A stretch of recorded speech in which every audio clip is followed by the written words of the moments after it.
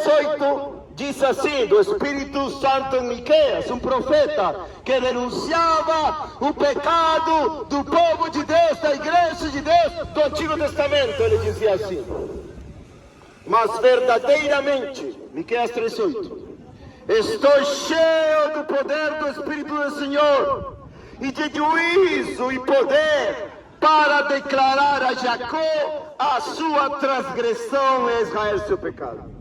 Sabe o que faziam os profetas do Antigo Testamento?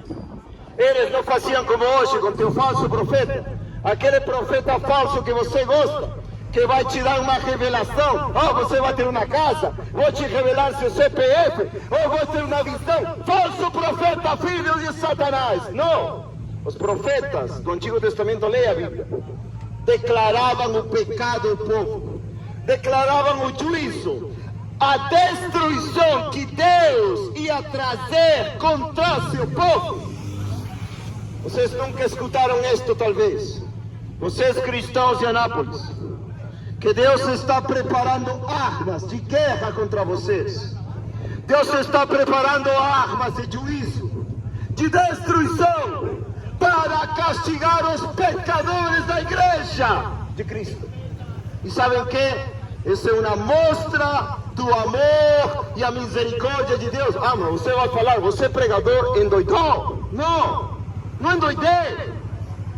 Como você vai se arrepender da vida de sem vergonhice que você leva na igreja?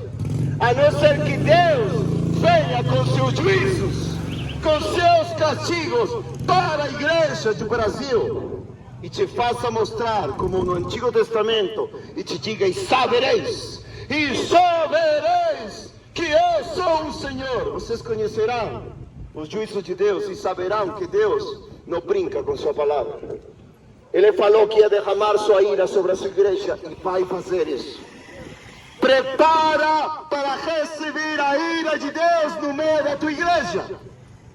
Prepara-te. Pergunta para teu pastor: pastor, por que você não me falou que Deus está irado contra o pecado da igreja? A ver que te fala. A ver que te fala o apóstata mentiroso, enganador, corrupto. A Bíblia ensina que os verdadeiros homens de Deus se indignam, se iram contra o pecado. Paulo, 1 Coríntios 4:22, se não me engano, Paulo diz para os coríntios: quereis que eu venha a vocês com vara ou com espírito de amor e mansidão? O apóstolo Paulo, se estivesse aqui e perguntasse quantos de vocês vão à igreja, e ele soubesse que vocês são mentirosos, traíras, fofoqueiros, não amam a palavra de Deus, ficam cochilando, dormindo, em lugar de pregar evangelhos perdidos, ele falaria para você: que você prefere, a vara de Deus, o amor, o espírito de mansidão? Vocês já receberam muito amor. Todo mundo sabe que Deus é amor. Seus falsos profetas enchem suas mentes e corações de: oh, Deus te ama, como Deus te ama. Pode ficar tranquilo. Não fica tranquilo. Deus diz que vai trazer juízo à igreja. Sabe por quem vai começar? Todos esses pastores pilantras, pastores de paletó, que gostam de cobrar dinheiro por pregar. Mas o castigo não vai parar aí. O castigo vai vir sobre todos aqueles rebeldes que idolatram pastores falsos, e assim por diante.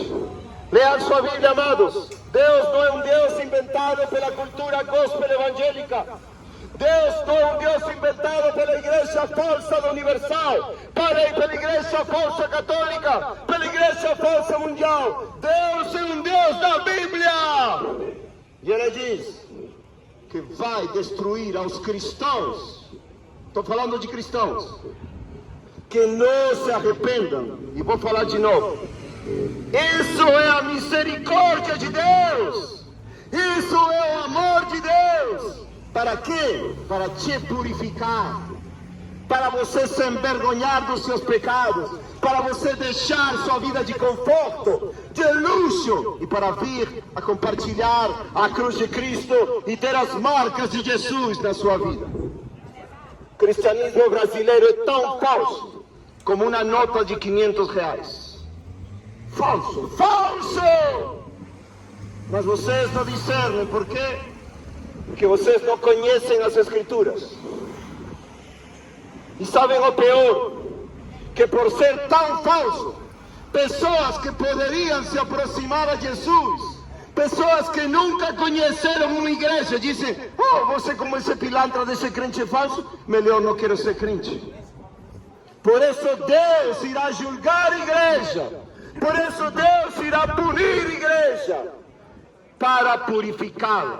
Todos aqueles que recebam a vara de correção, todos aqueles cristãos que recebam a disciplina do Senhor, porque Ele ama quem Ele corrige e açoita aquele que recebe por filho. Se você se arrepende, Deus dará misericórdia. Mas o testemunho da Escritura é que muitos cairão. Talvez você, não sei se você é cristão. Talvez você, se você é cristão, não sei. Talvez a moça de vestido, talvez, não sei. Talvez cairá, não sei. Quem sabe Deus e a palavra de Deus o confirma. Aquele que é de Deus vai caminhar como Deus, vai sofrer como Deus, como Cristo, vai padecer calúnia, perseguição, vai ter uma vida na qual te aborreçam por pregar a verdade. A vida de Cristo, amados. Aleluia! A vida gloriosa de Jesus Cristo. Uma vida de perseguição, uma vida de aflição, talvez pobreza, talvez falta de alimento. Mas é a vida eterna. Glória a Deus. Quem diz glória nas igrejas falsas pregam assim: você vai ter um carro, você vai ter uma vida abundante, o melhor está por vir. Quem diz amém? A igreja freneticamente, a falsa igreja, freneticamente diz: amém, amém, amém. Recebe, recebe. Uma abominação de falso evangelho, não tem nada a ver com a cruz de Jesus. E Miqueias continua dizendo em Miqueias, capítulo 3, versículo 11, qual é a razão de o Espírito de Deus ter preenchido o profeta, para estar cheio do Espírito de poder e o juízo, para anunciar os pecados da igreja do Antigo Testamento, como eu estou fazendo aqui. Eu não me estou comparando, obviamente, um profeta do Antigo Testamento, mas tem a palavra de Deus que é mais segura para repreender o cristianismo falso, rebelde, que vai ser julgado, punido por Deus. Se não se arrependem, perecerão igualmente. Lucas 13:3. Não importa que você seja diverso evangélico, não interessa que você tenha aceitado Jesus 30 vezes.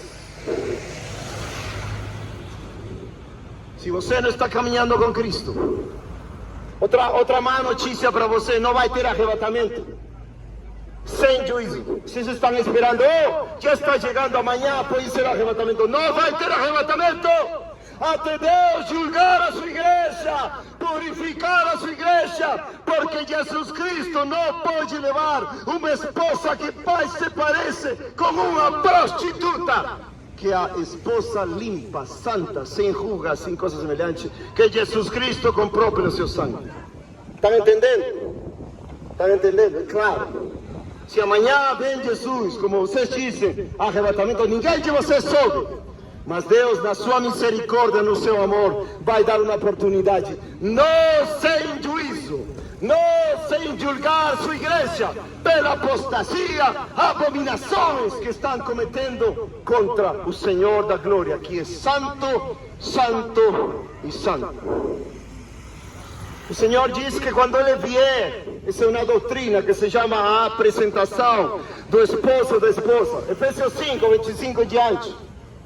A esposa que ele vai buscar uma igreja santa, pura, sem mancha, sem mácula, sem coisa semelhante, sem ruga. Uma esposa que seja fiel a Cristo, não ao mundo, não ao pastor pilantra, não ao dinheiro, não à safadice. A Cristo, a cruz, o sangue de Jesus.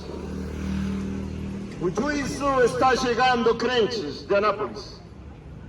Quando chegar, vocês não vão poder dizer: ninguém me falou. Você escutou um homem de Deus, um peruano, cheio do Espírito de poder e de juízo, anunciando que Deus vai julgar a igreja. 1 de Pedro 4,17. 1 de Pedro 4,17. Porque é necessário que o juízo comece pela casa de Deus, ou seja, pela igreja.